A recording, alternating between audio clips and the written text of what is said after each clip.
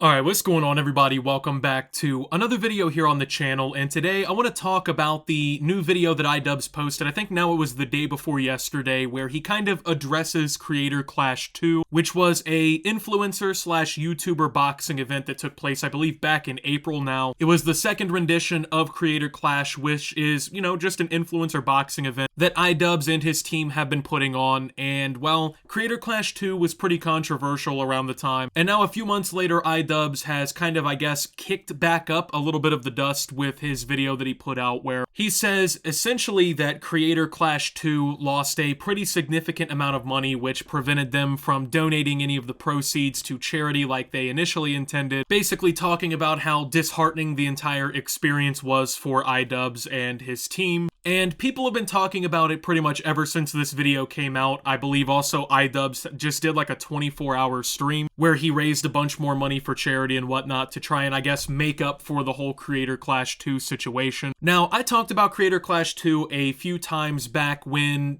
I was pretty much like really before the event. It wasn't even really like a recap or anything because I personally did not watch Creator Clash 2, and I'll talk about why in this video. I think if you remember my videos covering the subject, you can probably already guess why, because most of my coverage was really kind of centered around the entire Froggy Fresh debacle, right? Where basically Froggy Fresh was removed from the fight card against Chris Ray Gun because of, well, you know, his way of promoting, I guess, the fight was considered pretty unprofessional. He made a lot of jokes about iDubbbz's wife, Anissa. She has an OnlyFans, so he made some jokes about that and, like, I guess gotten some pretty public spats with, like, Anissa's mother and a few other people on Twitter. He also had been training with Sam Hyde and was planning on filming content with him. If you didn't know, iDubbbz and Sam Hyde are not really good friends. They kind of have had some beef between the two of them. Honestly, that whole that saga is just hard to explain in a way that wouldn't just make this video unnecessarily long. So basically, there was beef between Sam Hyde and iDubbbz. He didn't like that Froggy Fresh was going to go film and train with Sam and basically make it public or whatnot going into the fight. Froggy Fresh was removed from the card. There was a bunch of controversy around that. And then now, as we're learning,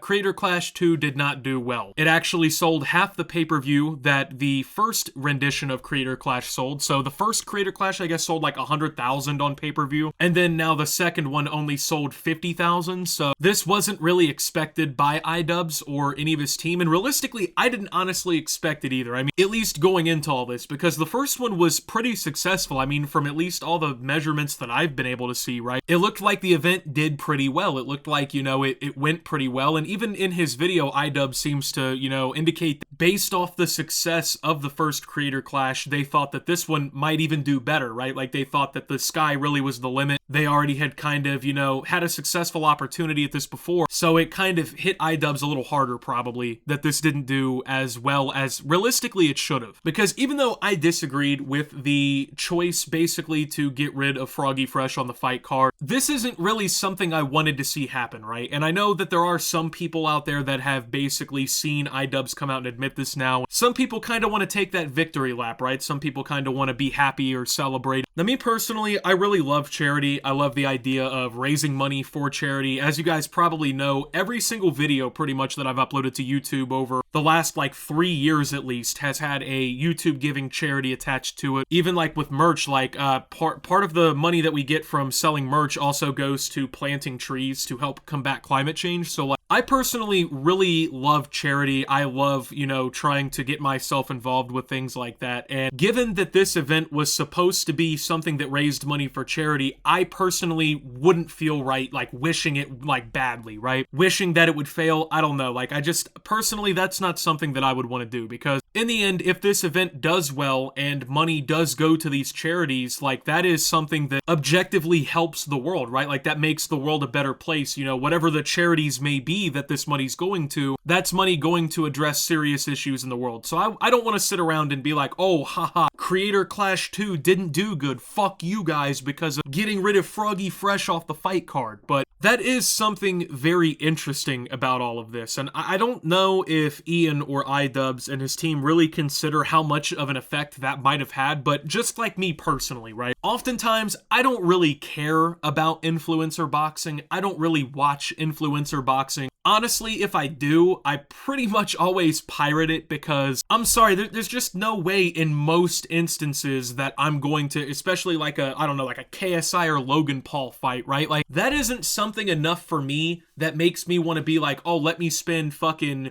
however much on a pay-per-view for it, because these most of the time are not professional fighters. There's not really a guarantee that the fight will be decent, right? Like, you're just kind of hoping that these guys who make YouTube videos can fight right after all this training. So, but this is one where I would honestly reconsider that, just simply because the money is supposed to be going to charity. But after the Froggy Fresh situation, that kind of killed my interest in Creator Clash 2, and not because it was a way to spite iDubbbz or, like, you know, make it as like a payback for them not having him, but truth be told, and I feel like a lot of other people also have the same opinion, but the fight card itself was not good enough to justify. I'm sorry, I just, like, truth be told, 80% of the fighters were people that I personally don't know. I've never seen their content, or even in some instances, it was people who were kind of past their prime, and not in a disrespectful way, but like, you know, Harley Morenstein, for instance, like, he did the epic mealtime videos, and I remember watching those a lot when I was younger, you know, but I don't really know if he makes content anymore. I don't know if he's still doing that. I haven't watched epic mealtime in a long time, but like, a lot of these creators, it feels like they were kind of like, you know, not necessarily that they're like not popular anymore, but it seems like this would be like a different time for them to be doing a boxing event, right? Like, it's not really the peak of their career anymore. I feel like a lot of the card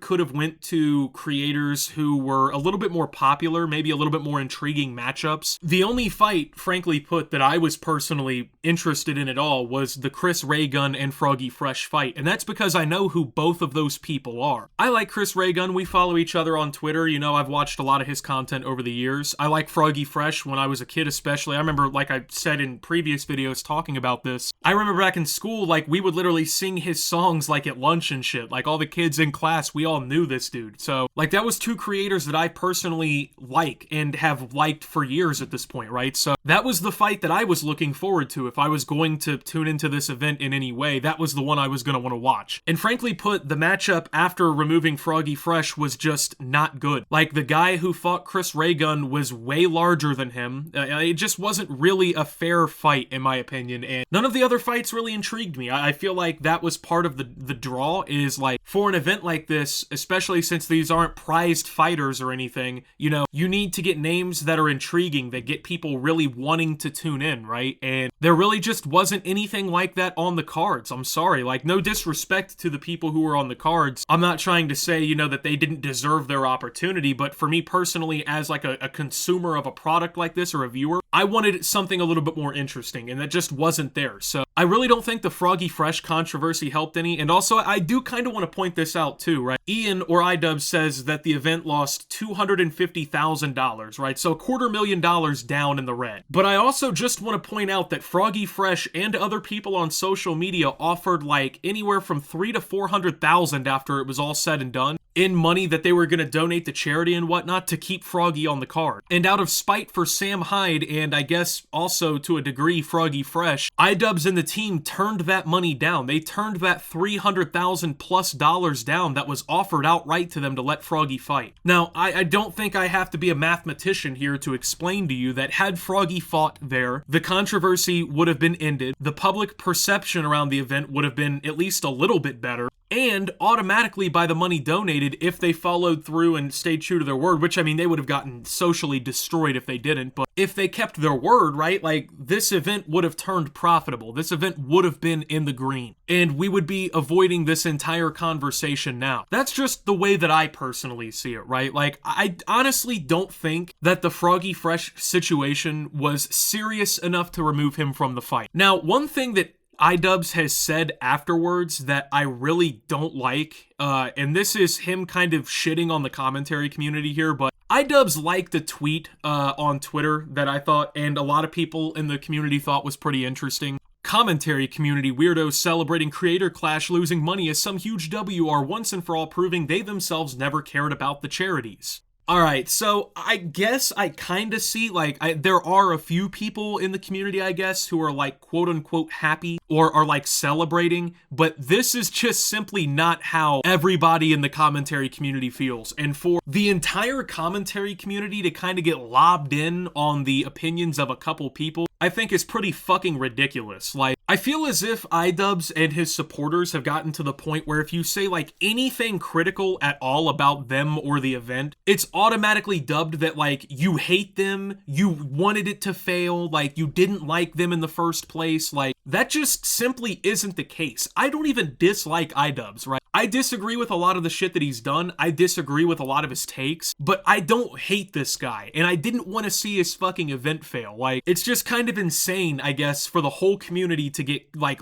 basically, like, pushed together in this way, where it's as if, like, we're all just fucking celebrating the downfall of Creator Clash. And I mean, for what it's worth, I also have to say, iDubbbz has raised 6 figures for charity on his stream. Like, he, I believe, streamed like 24 hours or whatnot, but for what I'm seeing, he's up to like $130,000+ raised for charity on his stream. So, I mean, I am willing to give him some credit for that, right? Like, I know some people, I guess, are just like, I guess, hating on iDubbbz. They think that he's a fucking idiot or whatever. They think that it's funny that his event failed. Maybe they're shitting on him too much, I guess, for no money getting donated. But at the end of the day, that's just the optics of the situation. Like, all these thousands of people or whatever paid money for tickets to get in, paid for pay-per-view and everything with the idea that that money was going to charity, and then essentially no money got donated to charity. Yeah, of course people are going to be pissed. Of course people are going to have a very critical opinion about what happened. But that doesn't automatically mean that everybody in the community is just jumping for joy about this. Like, I mean, if we could go back and make Creator Clash 2 go profitable and I could, like, press a button to do it, I would do it. But ultimately, that's not what happened here, and the event failed. That's just the fact of the matter. Saying that doesn't mean you hate iDubbbz or think that it's a huge W. That's just objectively what happened. And did he make up for it to some degree with his, you know, charity stream and his audience donating all of this money? Sure, that helps a lot, but ultimately, he is worthy of some criticism for the way that this whole thing operated, to the point that it operated at a loss. I mean, that's just the way that it is. In any business or, like, financial situation where you're running an event and it loses a shit ton of money, of course you're going to be criticized for that. The whole point of something like this is to not lose money. That's just what happens. But also, a lot of people are really pissed off about another, I guess, revelation throughout all this, and that is that some of the creators who fought in Creator Clash received upwards of like $20,000 for their training and their flights and whatnot. And a lot of people see this as like, oh, they got money, they got paid, but the charities didn't, right? Now, I guess the rationale behind this is these people put their careers on hold, right? Like, these are creators who took time off of uploading videos or streaming or operating their social medias to basically, like, train for this fight. And so, you know, they put their money on the line,